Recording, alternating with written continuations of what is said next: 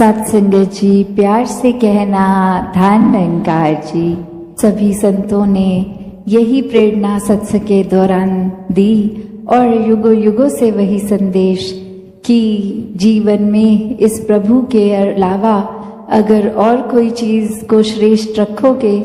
तो फिर ये जीवन गवाते चले जाओगे। एक असली जीवन जीना यानी कि इस परमात्मा के साथ हर पल जीना, इसको साक्षात आमने सामने अंग संग हर समय देखना, इस ब्रह्म ज्ञान द्वारा इस निराकार के ही कोई कार्य करते हुए साथ साथ दर्शन करते रहना, एक भक्ति हर चीज के साथ साथ करते रहना। कैसे जीवन में एक जो बात आती है कि हर कोई अपने आप को इतना इम्पोर्टेंट, इतना ज़रूरी, अपनी खुद की कीमत इतनी ज़्यादा लगा के संसार में रहता है कि और कोई एक श्रेष्ठ नहीं है, हम ही हैं। तो एक जीवन में वो बात कि कैसे अपने जीवन में एक उदाहरण, एक कहानी रूप कि बहुत साल पहले जहाँ एक राजा और उसका वज़ीर, और एक बारी बस वो वज़ीर के मन में बात आई कि हमारे राजा तो बहुत ही विनम्र हैं, ये तो देखते नहीं हैं कि कोई अमीर आया है, कोई गरीब आया है, कोई भी आता है उसकी ओर देख के मुस्कुरा के सर झुका के उसको बहुत ही तहजीब से मिलते हैं। तो जब ये बात वज़ीर के मन में आई तो अपने आप को उसने सोचा कि इससे तो मेरी एक इम्पोर्टेंस ख़त्म हो रही है कि मैं ऐसे राजा का वज़ीर हूँ जो हर जगह अपना सर झुका देता है। तो ये कंसर्न, ये बात अपनी जब उस वज़ीर ने राजा के पास रखी कि आप हर एक को इस तरह मुस्कुरा के आदर सत्कार से सर झुका के ना मिलिया करे, ये एक प्रजा पे अच्छा रिफ्लेक्शन नहीं जाएगा। आप महाराज हैं, आप अपना रुतबा ऊंचा, गर्दन ऊंची करके हर एक से मिला किया करें। तो वही राजा फिर उसको कहता है कि आप एक काम कीजिए, अब कोई भी हमारी नगरी में किसी की भी मृत्यु होगी तो एक उसके सर को शरीर से अलग करके बाजार में लेके जाइए और क्या मोल डलता है उसका वो बताना। और ठीक उसी प्रकार वज़ीर फिर यही करता है, पर वापस आके वो बात यही कि इसके लिए तो किसी ने कोई दाम नहीं दिया, किसी ने खरीदने की इच्छा भी नहीं रखी। तो राजा वही बात समझाता है कि जिस सर को, गर्दन को अकड़ा के चलने की बात करते हो उसका मोल तो कुछ है ही नहीं। तो इसको एक हरेक के लिए, एक हरेक के प्रति आदर सत्कार में ही झुकाया जाए तो इसका सही मोल डलता है। एक दिल से एक विनम्रता, ये हम्बल होके जब एक हम किसी से भी मिलते हैं, बात करते हैं, तो वो एक बात ये नहीं कि हमने खुद अपनी इतनी इम्पोर्टेंस बना दी है कि अक्सर लगता है कि अगर हम किसी से बहुत विनम्रता से मिलेंगे तो उसकी नज़र में तो हम इम्पोर्टेंट ही नहीं बनेंगे। अपनी इम्पोर्टेंस बनानी है तो हर एक से अकड़ के मिलें। तो बात वही जो इस कहानी में सीखी कि कैसे एक सही मोल जीवन का, ये खुशी में हर समय रहना, मुस्कुराहटें, एक अपने मन से जब अहंकार को त्याग देना तो ही वो बात आती है कि सही मायने में वही इंसान जी रहा है जो अपने अहंकार को त्याग चुका है। एक विनम्र होके अपना अस्तित्व, अपनी आइडेंटिटी खो के जब जीते हैं तो फिर इस परमात्मा की आइडेंटिटी ही हमारी बन जाती है। जिस तरह एक पानी की बूंद अगर चाहे वो नाले में से निकल के नदी में आए या कहीं और से, वो अपनी यात्रा एक पूरी करके बहती बहती इस सागर में आ जाती है, तो वो अपने उस नाले वाली बूंद की अस्तित्व को खो के फिर उसको एक उससे भी ऊपर की उपाधि, एक उससे ज़्यादा कुछ मिल जाता है। उसको सिर्फ और सिर्फ अपनी आइडेंटिटी खो के इस सागर में एकमिक होते ही वो इतना आदर सत्कार, इतना रुतबा खुद ब खुद ही मिल गया। वरना वो अगर जिद पे अड़ी रहती कि नहीं मैं तो इसी नाले में रहूंगी, मैं विशाल सागर में नहीं मिलूंगी, तो फिर वो वहीं की वहीं अपनी अकड़ में। तो कैसे अपने जीवन में भी अगर हम झांक के देखें कि किस प्रकार एक जीते जी मृत्यु हासिल करनी, कि अपने अहंकार को छोड़ के एक जीते जी जब हम इस विनम्रता पूर्वक जीवन को अपनाते हैं, और वो वही बात जो दासी हर सत्संग में रखती है कि इसको करना संभव कुछ समय के लिए तो तब होता है, कोई दिखावा कर सकते हैं, किसी के सामने अपना इम्प्रेशन अच्छा करने के लिए अच्छे व्यवहार, अच्छे बोल कर सकते हैं, पर एक हर समय अंदर से बाहर तक का जो ये यात्रा है हमारी, ये इनसाइड आउट, उसको कैसे हम हर समय अपने आप को अच्छा रखें। जब इस परमात्मा के साथ हम अपने मन का नाता जोड़ लेते हैं, इसको देखकर, इसको अपनाकर, जिस तरह मराठी में भी कहते हैं एकला जाना एकला माना एक वाह, कि कैसे पहले अपने इस अस्तित्व को जो हमने इतना बड़ा बना लिया है और वाकई में तो उसका मोल कुछ है नहीं, उसको सच में अनमोल करना है तो किसी अनमोल चीज के संग से ही वो होगा, और कोई ऐसी चीज नहीं जो खरीद के महंगी से महंगी ले लें, कुछ और रूप में नहीं। ये जो भक्तों ने हर समय एक सच्ची दौलत कही है कि ये राम रतन धन, ये परमात्मा, ये सच्चा है, ये अनमोल है, इसकी तो तुलना है ही नहीं किसी और चीज के मुकाबले संसारिक। तो एक सबसे बड़ा जो उद्देश्य है इस परम पिता परमात्मा की प्राप्ति, आत्मा और परमात्मा का एकत्व बनाना, वो रह गया, पर बाकी काम कर लिए तो जीवन में कुछ हासिल नहीं हुआ, क्योंकि बात वही दुनिया भर की दौलतें इकट्ठे एक तरफ करके रख दें और परमात्मा ये सच्ची दौलत, तो पलड़ा एक परमात्मा की तरफ वालों का ही भारी। तो कैसे अपने जीवन में हर समय जहाँ हर एक के लिए ये संभव है कि इससे एक मिक होके रह सकें, इसी के रंग में घुल जाएं, ऐसा जीवन चाहे फिर वो किसी तरह दिखने वाला शरीर हो, किसी भी बैकग्राउंड से आए, किसी तरह की भी प्रायोरिटीज अपनी बनाते हों, तो वो सिर्फ शरीर और शरीर से जुड़ी चीज़ों के लिए है। असल में ये आत्मा अब परमात्मा की हो गई, तो ये प्यार, भक्ति, आनंद, स्थिरता, सहजता, ये जीवन में जहाँ जितनी गहराई से ठहरेगी उतने ही मानवीय हम बन जाते हैं, उतने ही इंसानिय हम हो जाते हैं। संदेश सत्संग के दौरान वही भाव की, मिशन की, हिस्ट्री मिशन की, आइडियोलॉजी के कैसे एक संत जो ब्रह्म ज्ञान प्राप्त करके अपने जीवन में गुण जो एक एक के होने चाहिए, और रोल मॉडल्स के रूप में जितने भी संतों का नाम आज भी सुनाया, ये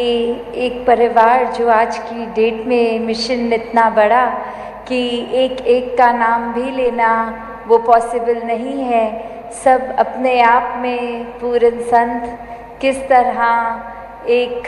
भाव मन में इस निरंकार की याद रखते हुए, सेवा का भाव लेते हुए, समर्पित अपना मन लेते हुए, एक जीवन को जो एक पल पल में किस तरह इस दातार को ही समर्पित अर्पित होते हुए अपने मन को जो जी रहे हैं, और किस तरह चाहे वो जगत माता जी का नाम लिया गया, शहंशाह जी का लिया गया, और किस तरह राजमाता जी, माता सविंदर जी, हर एक एक जिस तरह भी नाम हमने चाहे सुने हो, सद्गुरुओं के भी आज लिए गए और संतों के भी उनके साथ ही लिए गए, कि ये भाव मन में, कि ये दृष्टि जब ब्रह्म ज्ञान की एक जीवन में आ जाती है तो एक दशा और दिशा ये एक हो जाती है। जब इस एक को जान लेते हैं, इसी की ओर, इस दातार, इस निरंकार के तरफ मुख रख के मुख उजला जब हो जाता है तो पल पल में ये ब्रह्म ज्ञान जिया जाता है। फिर वही बात जो आज बार बार सत्संग में भी सुनी कि सिर्फ ब्रह्म ज्ञान ले लेना ही मुक्ति का एक फाइनल नहीं, ब्रह्म ज्ञान जीना पल पल। और ब्रह्म ज्ञान पल पल कैसे जिया जा सकता है, वो भाव की दिल को, इस मन को दातार के रंग में हर समय रंगा जाए। ये जो संत हैं, महापुरुष हैं, इनकी चरण रज, इनके जो भी बातें सुनने को मिल रही हैं, इनसे शिक्षाएं, वो सुन सुन के अपने जीवन पे सुधार करना। कैसे मन से सिमरन, पैरों से सत्संग और हाथों से सेवा, ये हर कोई जब करता जाता है तो ही ब्रह्म ज्ञान को जीते हुए, जैसे कण कण से शिक्षा लेते हुए अपने जीवन के हर पहलू में एक एक समय में उसको कैसे जिया जाए, उस घड़ी को, वो ब्रह्म ज्ञान जीना है। कि जब इस निरंकार को याद रखते हुए कोई भी काम करेंगे, और वो सारे पलों से ये ज़िंदगी बनी है, तो हर पल में जब ये दातार है तो पूरी ज़िंदगी ये दातार है। तो बस एक कर्तव्य जो एक भक्त का रहता है वो यही कि हमने इस निरंकार को कभी नहीं भूलना। एक इंसान का मिलन, ये शरीर से उठकर ये जो आत्मा शरीर में बसती है, इस परमात्मा की अंश, इसका जब असली घर मिल जाता है, एक पता चल जाता है आत्मा को कि हम इस निराकार से ही आए हैं, इसी में रहना है। कि कैसे जब हम पल पल जीते जी ये मुक्त अवस्था में रहेंगे, सब कुछ इस दातार के ऊपर छोड़कर, ये अपने आप को डूअर ना मानते हुए, निराकार को ही कर्ता मानते हुए, इसकी हर रज़ा को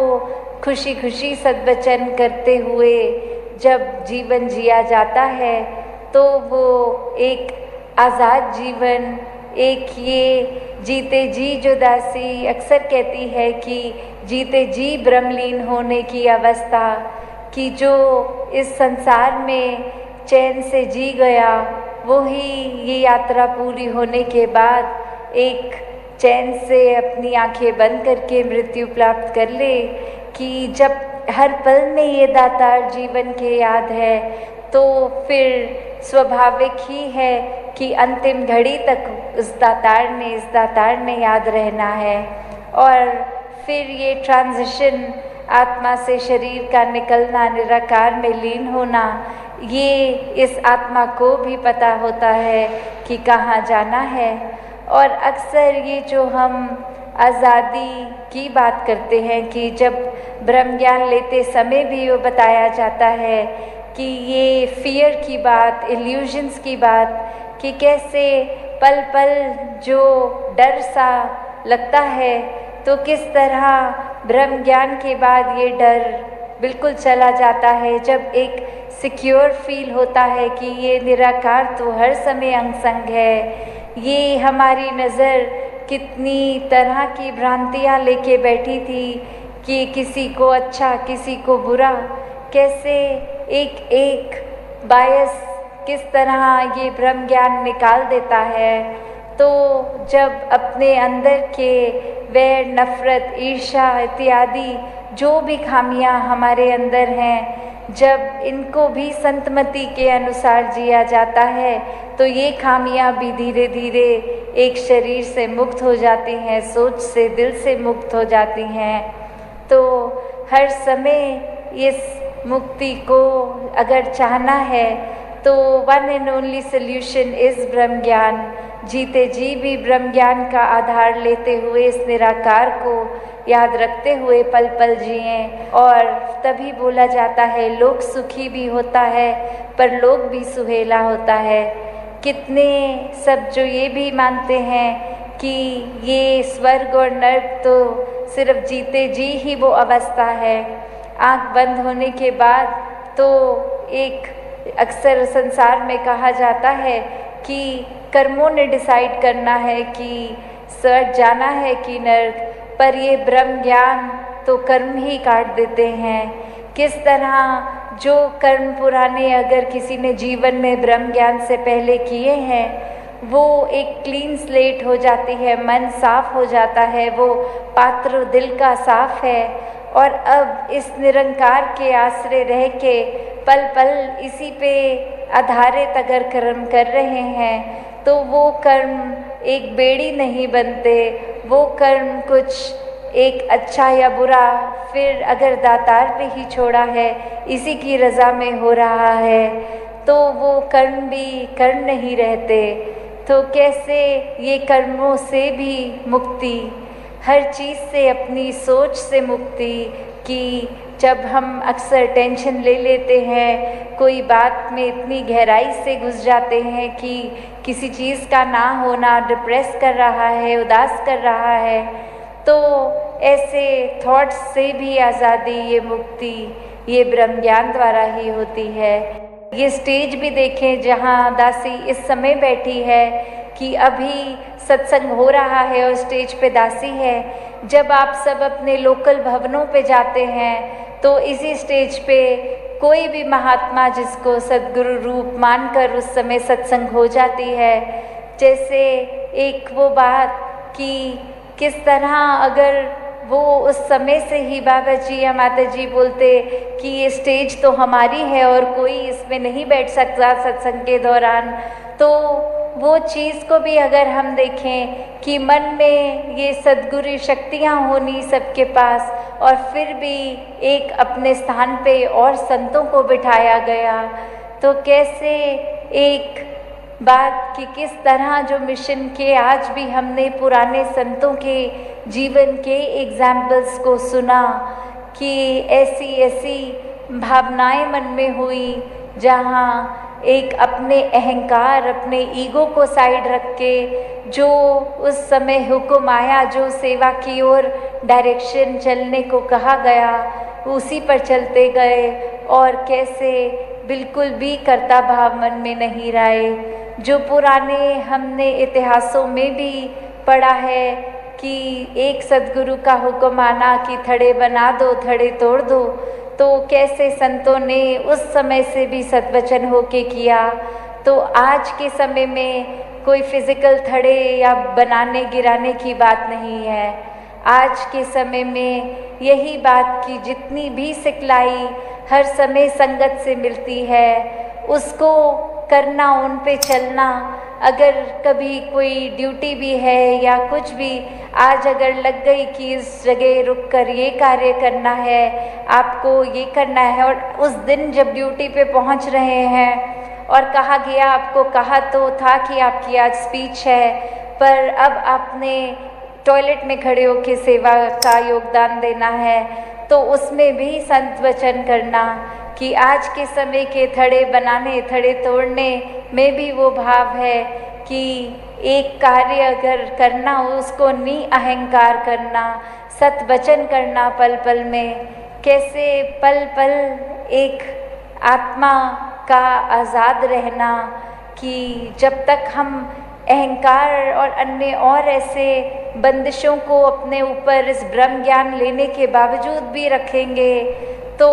एक मुक्ति नहीं हो पाती। जीते जी हम फिर भी बहुत स्ट्रेस्ड रहकर एक खुली सांस जिसको कहते हैं नहीं ले पाते।